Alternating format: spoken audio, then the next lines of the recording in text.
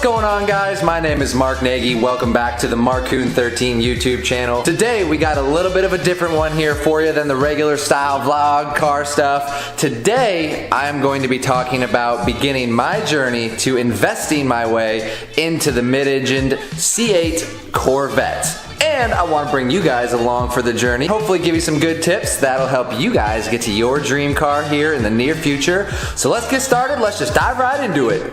There's a basic principle that I want to start with here. Never invest your money into something that depreciates. Meaning, typically that's going to be a car, right? There are some classic cars and some supercars that obviously appreciate, which that's a totally different realm of finances. You got to have a lot more money for that. But for the average person, you should not be buying your car in cash. And this is a mistake that I actually made when I bought my Camaro. I was like, f*** it, I'm just going to invest and buy the whole car in cash, so that way I don't have to worry about payments. That was a huge mistake that I made because why would you want to put your money into something that's depreciating? You want to put your money into things that appreciate or that pay you, not the other way around. Now I get asked this question actually kind of a lot on comments, Instagram, lots of different things. I have this job, I'm saving up my money. Can I afford this Camaro, Mark? Should I buy this car? Should I save up my money to do this? If you're asking that question of should I save my money or can I afford this, the answer is probably gonna be no, unfortunately. I hate to even say that, but if you have to ask that question of, hey, can I afford a Camaro, or what are the payments, or whatever it is like that, you probably shouldn't be buying that car and throwing all of your money into that. So there is a much smarter way to get the car that you want and have it pay you in return. Fortunately enough for me, I work for a company that does real estate investing, meaning I get to be around people that are big in the real estate investing game, extremely successful people. I want to start by saying I am fairly new to it since I don't have any properties yet or anything like that, but again, I have the advantage of being around people that are extremely successful in the real estate investing game, and again, I want to bring you guys along with my journey of how I'm going to do that to get to the mid-engine C8 Corvette. I don't know if you guys have heard of Robert Kiyosaki, right? The author of the Rich Dad, Poor Dad books. He came up with this idea of instead of going out and buying a car with cash, put that money into an asset that pays you each month and then make the payments on that car. For example, let's take a Corvette. Let's say we're looking at a $100,000 C8 mid-engine Corvette. Instead of taking that $100,000 and then buying the C8 Corvette, the idea is put that $100,000 into different rental properties to where you're now running a business that pays you, and you have renters that are paying off your mortgage. So the first thing you'd want to do is put the least amount down on that car that you possibly can and finance it for the longest period of time. Now people are gonna say, oh, well, what about interest? You're gonna be paying all this interest, and what about, it's gonna cost way more in the long run. Absolutely not. When you take that money and you put it into an asset that pays you, you now have renters that are paying you each month that you can then use for that car payment. Now on top of that, they're also paying the mortgage and building equity in that house while you are doing absolutely nothing. Meaning, let's say that you buy a property, right? And it's $1,000 rent. Now expenses, mortgage, everything like that is $700. Well, that means you come out with $300 each month that you can then just put right into that Corvette. You don't have to pay anything, goes right into the car to make those payments each month, and you are building equity in that house. You're obviously not gonna be building equity in a car because it's depreciating. This is exactly what I plan to do. I'm actually meeting with our team next week to look into buying my first property somewhere in the Midwest or the Southeast, because that's where our money goes the furthest. California is terrible for buying rental properties, and it's just awful here. You don't want to buy rental properties in California. What I'll be doing is looking to get my first property that should pay me about $300 each month after expenses, after management, after mortgage, everything like that. So that way I'm going to start to build equity in the property and I'm getting paid each month.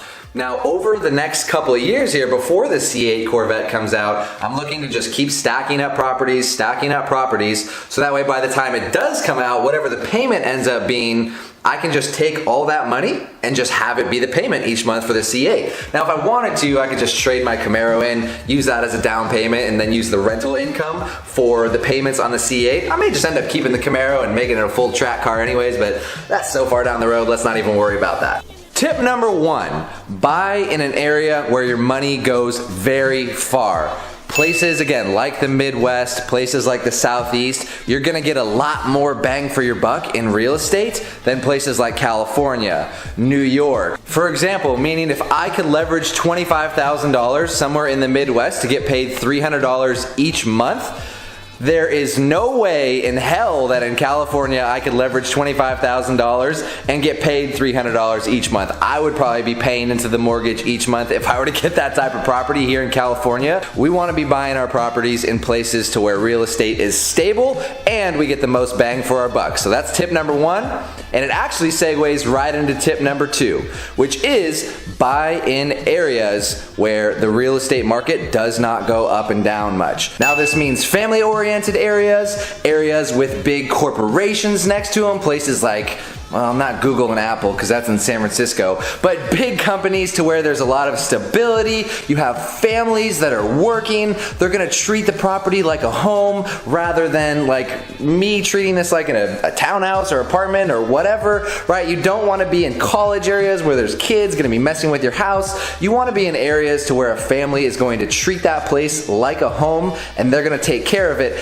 And on top of that, a lot of the times you can get them in 2-3 year leases, so that way you don't have to worry about, you know, renters switching in and out all the time, because again, we want to buy in stable areas to where that's not going to be an issue. So that's tip number 2. Tip number 3 is very similar. Because of that stability, do not buy for appreciation. We want to buy for cash flow, meaning if I put $25,000 down on a house and I can leverage that and get $300 back each month in a return and have that steadily pay me for the next, well, for the rest of my life, frankly, that's what we're looking for. We are not looking to hit a grand slam. If you want to go gamble, get into Bitcoin, get into the stock market, do that. Real estate is a long-term play. We want to invest in areas to where it's going to be very stable and we're going to get cash flow each month so we don't have to worry about it, especially if we're going to be buying a car with this money. We never want to get to a point to where the real estate market just drops all of a sudden